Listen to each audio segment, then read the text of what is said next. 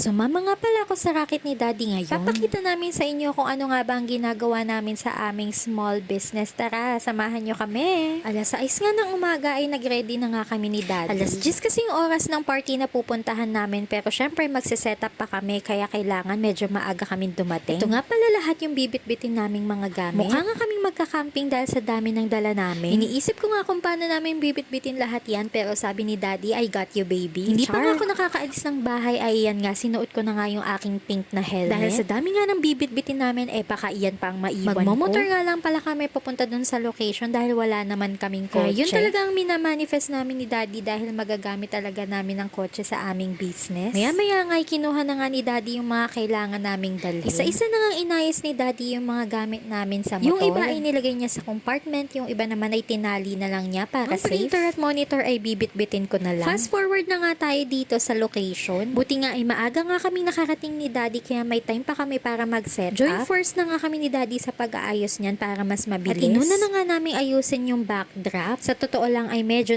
problema nga kami kung paano aayusin tong backdrop. Kailangan kasi nasa tamang posisyon din yung pwesto ng backdrop para hindi maging against the light yung mga kuha ng pictures. At ito nga na, pagdesisyonan na nga namin na dito na nga lang ilagay yung backdrop. Habang inaayos nga ni Daddy yung mga kailangan pa dun sa photo booth, ako naman ang nakatokang mag-ayos nitong mga props. At dahil nga may printing shop naman kami, ay si Daddy na nga yung gumawa ng mga signage namin na Sintra board. Fast forward na ulit tayo mga mare, at yan nga, naayos na nga ni Daddy yung setup ng ating photo booth. Nang may setup nga ay syempre inayos na muna ni Daddy yung settings at chinek namin kung okay na ba yung angulo. Isa talaga sa role ko ngayong araw na ito ay ang maging model ni Daddy. At ito na nga yung unang picture na tinest namin. Si Daddy na nga ang gumawa ng layout niya na napaka-cute talaga. Matapos mag-setup ay eto, chill-chill muna kami ni Daddy habang naghihintay ng mga bisita. Ilang sandali pa nga lang ay eto, nagsidagsaan ng mga bisita kaya nagsimula na rin kaming magtrabaho ni Daddy. At ito nga yung isa sa mga role ko ngayong araw, ang maglagay ng picture sa picture frame. 2 hours nga lang pala yung service na kinuha sa amin, pero kung gusto niyo naman na mas mahabang oras, pwede rin naman. Matapos nga ng ilang minuto ay ito na nga yung paborito naming part ng program, ang kainan. Ang kaso lang, hindi pa kami pwedeng kumain hanggat may nagpapapicture, kaya naman stay put lang muna dyan ng mga chibog namin.